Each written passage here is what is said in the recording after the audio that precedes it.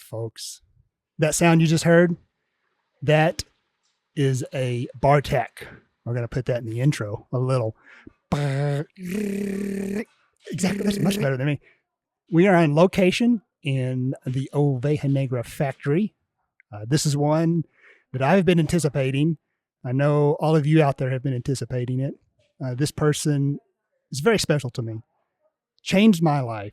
Working here, being a part of this community.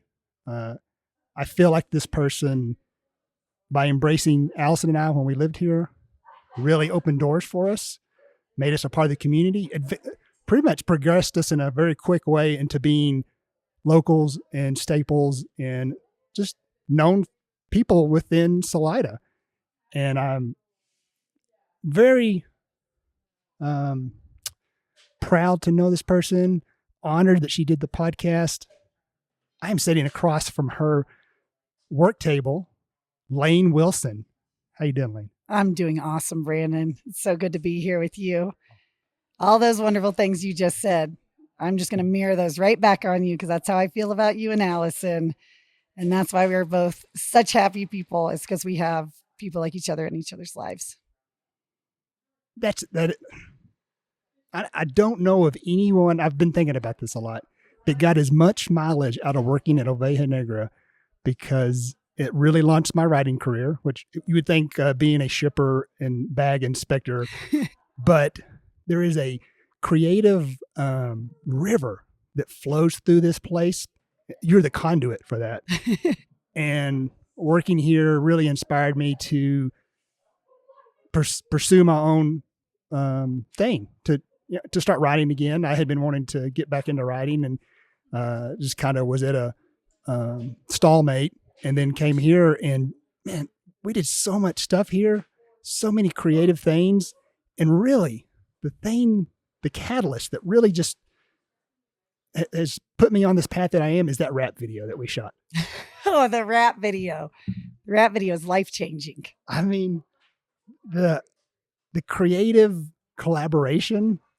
I always dreamed of being on a TV show or Letterman or Seinfeld, being the writer's room and pitching ideas. And that's kind of what we did. Oh, 100%.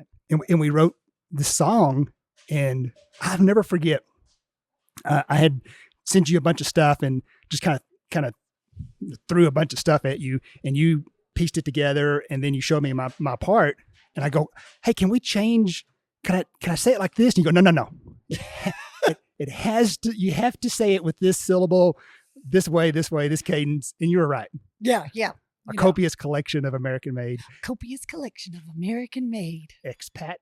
And couture in all the right shades. Oh, that is the best. You nailed it too. I did. Here's something embarrassing.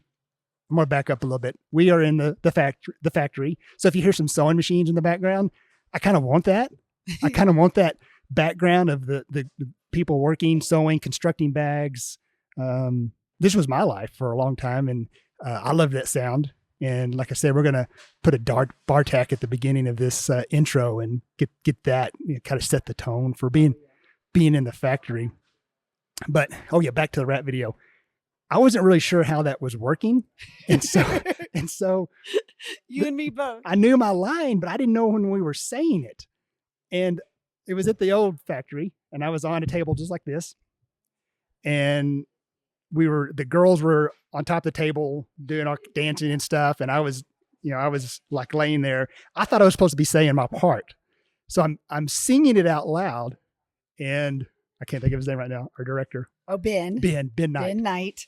That name if I mention that name to anybody that shoots video, I'm like, Ben Knight. And I go, I've worked with him. I don't really, I've had conversations with him, but so I'm singing at the top of my lungs, expat and he's like, okay, let's do one without the lyric. Yeah. I was like, I thought I was supposed to be. I was so excited. I was wanting to say and then we did it in that alley where we walked. Oh yeah. In the alley, the dirty, crusty alley. Oh, there's dirty diapers. Yeah. And all kinds of stuff in there. And our previous, the guest before this episode was Brinkley Messick. And I didn't realize Brinkley was there at the Ride and Shine. He was the penguin. Yeah. And his daughter was the chicken. That's what we talked about. And I told him, I go, yeah, I was the guy that was punching air. And he's like, oh yeah. I wish I had brought my tracksuit to do the podcast in the tracksuit. And the chain. I know it. Yeah. With the big, what was it Disc on there? brakes. Disc brakes, yeah. And my namaste. I lost that namaste. Oh, that namaste hat was amazing.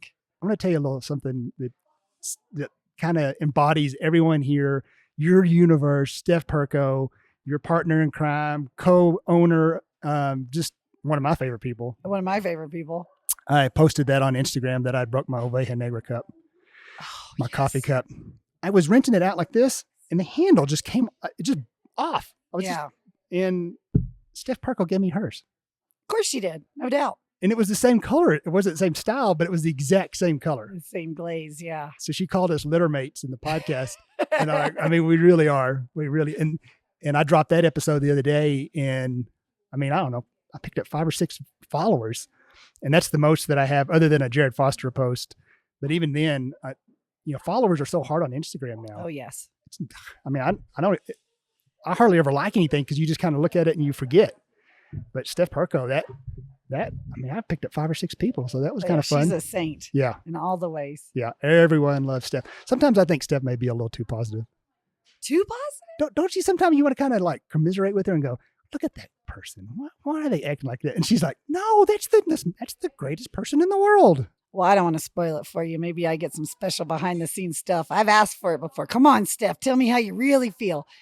And it is 99% pure saintly positiveness, but she'll be a human behind closed doors here and there, but I won't sell her out. Yeah. Most of the people in my life, I think you and I could probably dig on some people. And oh yeah, no problem. But, I got opinions. Yeah. Most of the people in my life, like Jared Foster, sometimes you're like, man, let's, I don't want to say, let's talk bad about that guy, but I mean, he's that way too. Everyone's serves a purpose and is positive and there's something good about him. Yeah. Where Allison and I are kind of like the characters from Todd and Margot in Christmas Vacation. Sometimes we're like, we're being Todd and Margot. Look at those Christmas tree putting in there. Margot, I don't know, Margot. Now we're there's bike going by, ringing bells, making the dog bark. Action packed here. Did you envision this bikepacking empire that you have built? No, no. It is so funny that, like anyone, I've had some great ideas. I've had some horrible ideas. One's worth pursuing. One's worth, barely worth the conversation that was had about them. But this simply wasn't an idea to be like, I want to do this. This just came about as of a need. I needed bikepacking gear. You couldn't buy it online. There was no availability anywhere. I was a seamstress.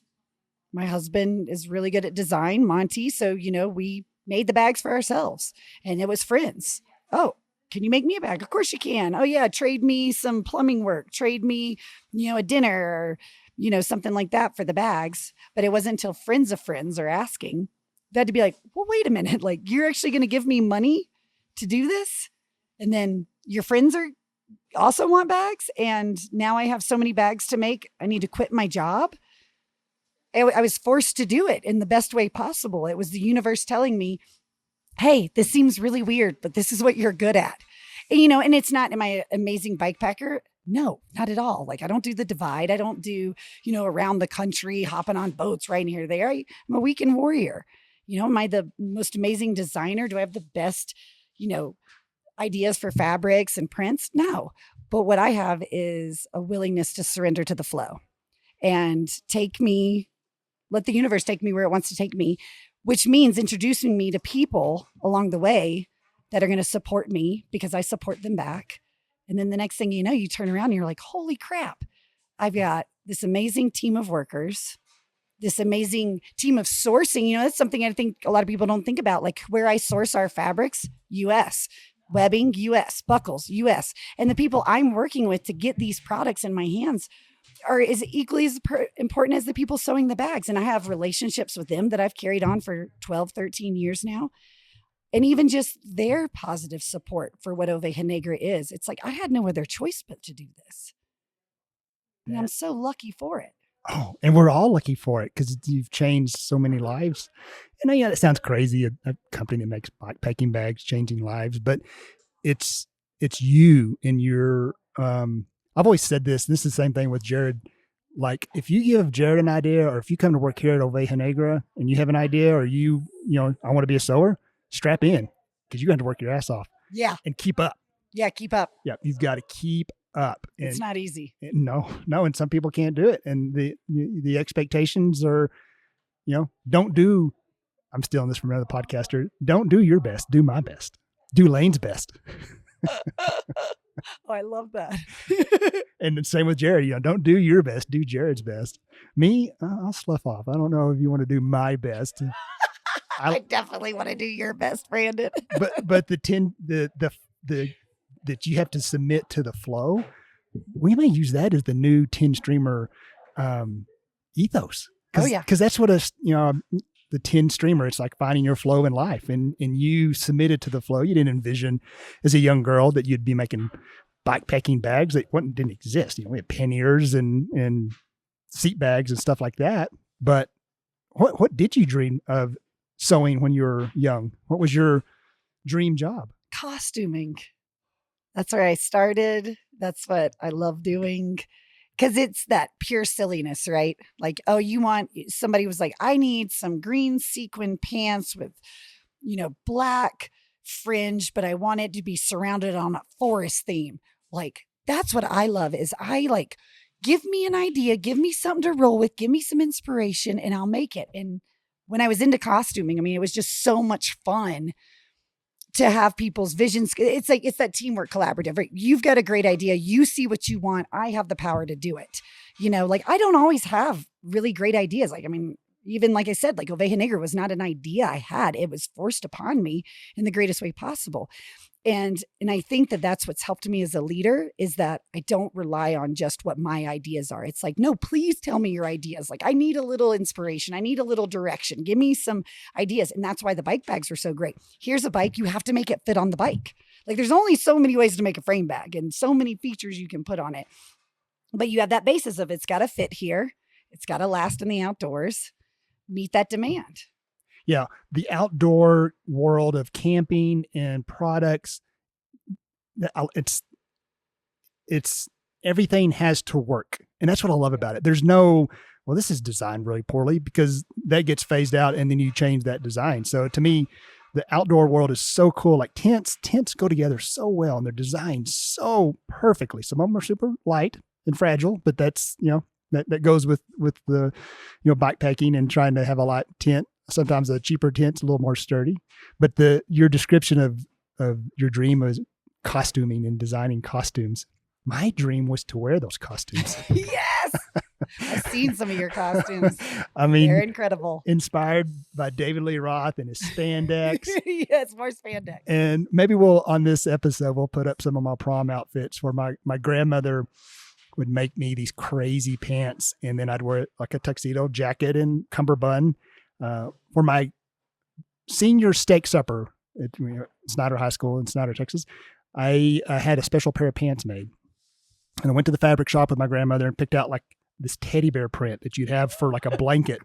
And I don't remember what the other side was. And I had the patches alternate. Like the thigh was one color, the thigh was the opposite, and then the shin, kind of offset. And I picked this out and my grandmother was going to make it, or one of her friends was going to make it. And a good friend of mine that I went to high school with, his mom worked at the fabric shop. And I left there and I saw Todd later, Todd Perry. Todd's a regular listener of the podcast. And Todd said, my mom, she came to me and she said, Todd, Brandon Weaver was in the fabric shop today and he picked out these fabrics to have these pants made. Todd, you've got to tell him not to wear that to the steak supper because people are going to make fun of him. And Todd's like, no, it's Brandon Weaver. No one's going to make fun of him. No. So, make fun with Brandon. I don't know what happened in my life. I had this catalyst where I just didn't care because I was usually pretty shy. And working here did that to me too. But in high school, I was pretty shy, and then something happened. I got a cool truck. That's what happened. Oh, cool trucks will do it. Cool truck with a stereo. My personality just kind of floated to the top. And I remember wearing yellow Units pants. You remember Units? Oh yes. They were women's pants. Oh, yes. I had a pair of yellow, and I had a neon green shirt and neon green aqua socks that I wore to class. Gorgeous. I remember looking down going, what has happened in my life that I have this confidence to do this now? And that ebbs and flows. That confidence all of a sudden goes away. I think I was in a little bit of that before coming to work here. Allison was a mainstay in the yoga community and teaching and personal training. And I was kind of trying to figure out, I wanted to write again. And this opportunity came to work here. And I think we were both unsure. It's like, and I came on board, and this is just the greatest job I've ever had. I loved it. Oh, you crushed it. You're amazing at this job. That's why it was great, because you were so good at it. Well, talking to the people, I think sometimes some bags got lost and we found them. And they still do. Don't worry. I'll never forget, shipped a wrong size to Crested Butte, and was actually in Crested Butte and went into the bike shop, and I go, I sent them the wrong bag. And I told the owner, introduced myself to the owner. I said, hey, I shipped this bag to you and you ordered a large. This is an extra large. I tagged it wrong. And we worked that out. I think actually they kept the bag. Yeah, they kept it and they got another one. Yeah. Good job, Brandon. But see what you did there. Yeah. I'm conniving that way. Oh yeah. Up sales all day long. Yeah. One of my favorite things that we ever did was we packed up, I don't know, it's probably 18 Porteros and shipped. Oh, to Japan. Yeah. I think I was like sitting in the box to weigh it down so you could tape it shut. Yeah, we taped it and taped it and taped it. I had so much tape. I think we went 2-3 rolls of tape, maybe. Yeah, that was my greatest achievement. It was amazing. That was our Super Bowl, right? Yeah, I was telling. No, that's Black Friday. Black Friday is the Super Bowl. That was our Super Box. What a great name for a band, Super Box. It may be a name of a band. It is. I'm a huge fan. They rock out with cardboard. I was telling Steph Perk on my last day here, I said that the hot cutter, that machine just gave me fits. Oh, yeah. Oh, I'd program it and start cutting weird sizes. And it was my last day and I was wanting to finish up. And you're like, Brandon, come on. It's done. You're done. And I'm like, I've really screwed up here. And you're like, it's fine. It'll be okay. I'll come up and fix it. And I'm like, oh, why has it got to end like this? That I've screwed up a bunch of, I don't remember what the fabric was. It was some sort of nylon webbing. And I came down and you and Steph had a cake for me. And I did a recreation of the last Seinfeld where they played Time of Your Life by Green Day. Yes. And I went around and mimicked my favorite moments in different parts of the shop. And then it was over. And not a dry eye in the building. No, there were not 6 dry eyes. And then the ladies, I guess they don't really cry because they're spirits. So. Yeah. Oh, the ghost ladies. Yeah. They were crying. They were sobbing. They missed you so bad. Yeah. Felt their presence. So y'all started in Leadville. Yeah, in Leadville. What year was that? That was 2012, I believe. Yeah. 2012, 2011. Gosh. And from my memory of you and I having conversations, you moved to Leadville because you were in South Carolina. You were hot. I was so hot. And it was you and Seda. Yep, just me and little Seda. And she was sweating, your daughter. Sweaty Betty. Yeah. That's what we called her. And you're like, I'm going to move to the coldest place I can find. Yep. In the continental U.S. I didn't want to leave the continental. Yeah. So, so I picked Leadville. Yeah. Yeah. It took me 8 years to cool off there. And you've been ice cold ever since. Ice cold. Yeah. Cool. Cool as a cucumber. Cool as a cucumber. Yeah. You're one of the coolest people I know. Oh, thanks, Brandon. And everybody wants to be Lane's friend. I've told this story several times, once on the podcast, and it set our course of being recognized and established in the community. We were on F Street, I think, in downtown. We ran into you, me and Allison, and you and I just kind of knew each other. I mean, you and Allison bonded pretty close. Oh yeah, we were real tight. Pretty right away. And we met you, and it was you and Sebby, and you were getting out of your car, your Volvo at the time. Oh God, that was a while ago. Mm-hmm. Yeah, it was 2017, I bet. And you introduced us to Sebby. He goes, these are my friends, Brandon and Allison. I was like, holy crap, we're Lane's friends? Wow. It was so nice. Oh, y'all are the best friends. And then we just continue to progress. But, we were always, we loved Salida so much, but we were so restless because we'd come from the road before that. We'd been living in our Airstream, and then we sailed here and we were so happy, but man, we were just like, wanted to recreate that being on the road again. And, oh yeah. And so Yeah, it was really hard to leave, and it's so great to come back. Yeah. And one of these days we're going to find that magical piece of property that's not $1 million. Oh gosh, yeah, maybe just $500,000. Yeah, it's going to have to be 2 hours away somewhere else. Yeah. Don't give up. Don't give up hope. No, we're looking at some place in Ranch of the Rockies. It's it'd be under an hour from Salida, but 30 minutes from BV. So, yeah. I think once once we hit 1 million downloads. Yeah, like it, y'all. Yeah, everyone like it. I haven't really pushed that, but like it. Share it. There you go. Thank you. That's what we do as friends. When that would be my one statement. When people ask me how do I support Oveja Negra? How do I show my support for you? How do I support Brandon? How do I support the podcast? Freaking buy the bags, like the podcast, share it with your friends. That is the biggest thing we do. When it comes to politics, and voting and things like that, we all know that that's a mess. Doesn't matter which side of the road you're on, that's a mess. The biggest vote we have is with our attention and our dollars. Buy the bags, buy the brands that you believe in, the people who are doing something. Support the people. This podcast is hard work. You're putting your heart and soul into it, showing up in weird places, weird scenarios, weird chords, weird dogs barking at you, doing this to try to share information with people to create more community. And all you people need to do is share this information and live, love, and support it. Yeah. The feedback I have gotten has been really good about it's a positive conversation between people living really cool lives. And a lot of people out there don't really know things like this exist. And the best way to change the world is start small, start in your community and then work big and collaborate. You're talking about collaborating, and you have no fear of other bikepacking companies or anything because you're open to collaboration, not necessarily with, but you promote other products. You promote products in here that are locally made in Colorado. I know that when we did the Ride Awards, that was your big thing, is you wanted to work with some of the other finalists to promote their product, the buckles, yes. What was the other? Oh yeah, there was some coffee people and the ski people, and then we've worked with the belt buckles. Those were really cool.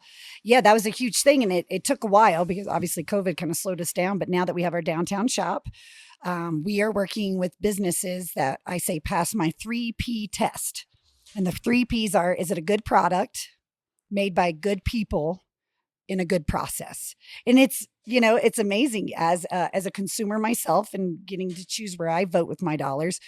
It's amazing how a lot of businesses don't check all three of those marks. And we have to be like, if you did it in a better process, we'd respect that. But, your manufacturing practices aren't up to snuff, and, or, the product just not very good. Doesn't matter if it's a good person and it's organic or all natural or whatever. If it's a horrible product, it's a horrible product.